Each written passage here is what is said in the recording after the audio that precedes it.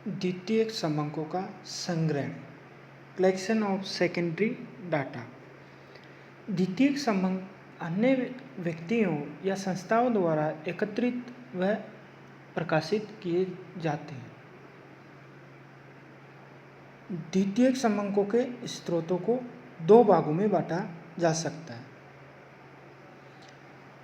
पहला प्रकाशित स्रोत, दूसरा अप्रकाशित स्रोत। सबसे पहले हम देखते हैं प्रकाशित स्रोत। विभिन्न विषयों पर सरकारी व गैर सरकारी संस्थाएं तथा अन्य अनुसंधानकर्ता प्राथमिक अनुसंधान द्वारा महत्वपूर्ण समंक एकत्रित करके उन्हें समय समय पर प्रकाशित करते रहते हैं, जिनका विभिन्न व्यक्तियों द्वारा उपयोग किया जाता है। प्रकाशित समंकों के प्रमुख जो स्रोत हैं उनमें सबसे पहला है अंतर्राष्ट्रीय प्रकाशन। विदेशी सरकारों तथा अंतर्राष्ट्रीय संस्थाओं के प्रकाशनों का द्वितीयक समंकों के रूप में प्रयोग किया जाता है,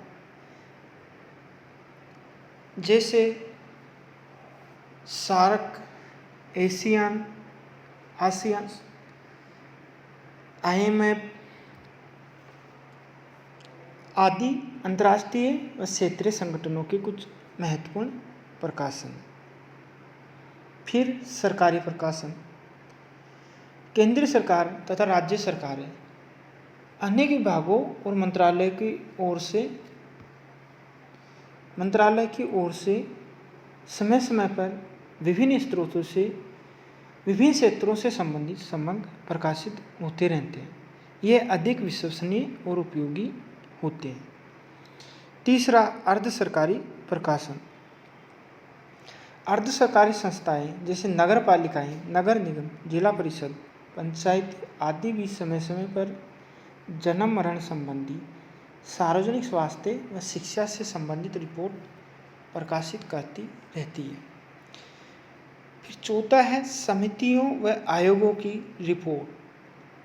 सरकार विभिन्न विषयों पर जांच कराने तथा विशेषज्ञों की राय प्राप्त करने के लिए जांच समितियों तथा आयोगों को नियुक्त करती है, जिनके प्रतिवेदनों से अत्यंत उपयोगी समंक प्राप्त होते हैं, जैसे आय वितरण जांच समिति, वित्त आयोग आदि की रिपोर्ट।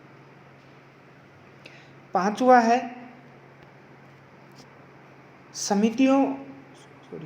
व्यापारिक संस्थाओं व परिषदों के प्रकाशन। बड़ी बड़ी व्यापारिक संस्थाएं व परिषद जैसे General Motors Inc, Hindustan Lever Limited, Maruti Limited, भारतीय वाणिज्य उद्योग संघ, श्रम संघ इत्यादि अपने सांख्यिकी व शोध विभागों द्वारा एकत्रित समंक प्रकाशित करती रहती है। छठा अनुसंधान संस्थाओं के प्रकाशन। अनेक अनुसंधान संस्थाएं तथा विश्वविद्यालय समय समय पर अपने शोध कार्य के परिणामों को प्रकाशित करते रहते हैं। भारत में विश्वविद्यालय के विभिन्न विभागों, भारतीय सांख्यिकी संस्थान, व्यावहारिक आर्थिक शोध की राष्ट्रीय परिषद, आर्थिक विकास की शोध संस्था आदि द्वारा प्रकाशित समंकों से उपयोगी सूचनाएं प्राप्त होती है। फिर पत्र पत्रिकाएं, समाचार पत्र तथा सामयिक पत्रिकाएं जैसे इकोनॉमिक्स टाइम, कॉमर्स आदि भी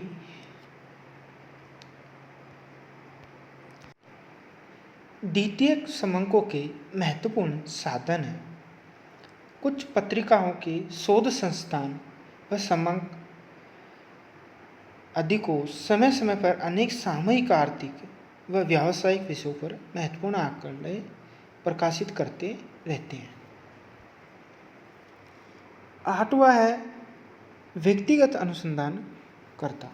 ये भी विभिन्न विषयों पर आवश्यक समंक एकत्रित करके सार्वजनिक उपयोग के लिए प्रकाशित करवाते हैं।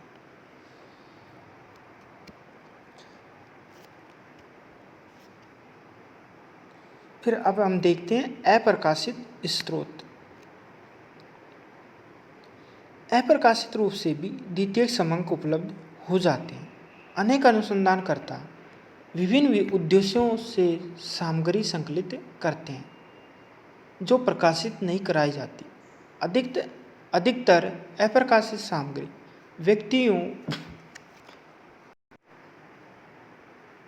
व्यक्तियों या व्यापारिक संघों के सदस्यों के निजी उपयोग के लिए होती है।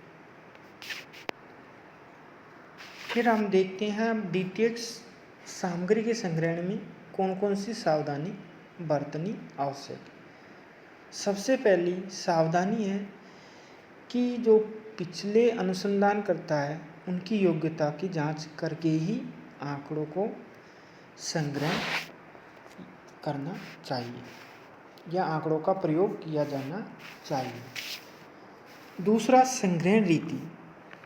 संग्रहण की जो रीति पहले अपनाई गई थी वह समंकों के वर्तमान प्रयोग के लिए कहाँ तक उपयुक्त और विश्वसनीय है। यदि प्रति दर्श अनुसंधान किया गया हो तो ये निश्चित कर लेना चाहिए कि प्रतिदर्श यथेष्ट और है और पूर्ण रूप से समग्र का प्रतिनिधित्व करता है अथवा नहीं। इन सब बातों के बारे में संतुष्ट हो जाने पर ही द्वितीयक समंकों का प्रयोग करना चाहिए। तीसरा, उद्देश्य व क्षेत्र को भी देख लेना चाहिए। चौथा, जांच का समय और उसकी परिस्थितियाँ। ये भी निश्चित कर लेना चाहिए कि उपलब्ध सामग्री किस समय से संबंधित है, किन परिस्थितियों में एकत्रित की गई है। जैसे युद्धकालीन जांच के समंक शांति काल में प्रयोग नहीं किए जा सकते। पांचवा, इकाई की परिभाषा। ये भी देख लेना चाहिए कि पूर्व अनुसंधान में प्रयुक्त सांख्यिकीय इकाइयों के अर्थ वर्तमान प्रयोग के अनुकूल है या नहीं। छठा, शुद्धता की मात्रा। इस बात पर भी विचार करना आवश्यक है कि प्रस्तुत समंकों में शुद्धता का स्तर क्या रखा गया और प्राप्त करने में कहाँ तक सफलता प्राप्त हुई है। सातवां है तुलना। यदि एक ही विषय पर अनेक स्रोतों से द्वितीयक समंक प्राप्त होते हैं तो उनकी सत्यता की जांच करने के लिए उनमें तुलना कर लेनी चाहिए। यदि उनमें अंतर काफ़ी है तो सबसे अधिक विश्वसनीय स्रोत से प्राप्त समंक ही ग्रहण करने चाहिए या फिर नए सिरे से अनुसंधान करना चाहिए। आठवां है परीक्षात्मक जांच।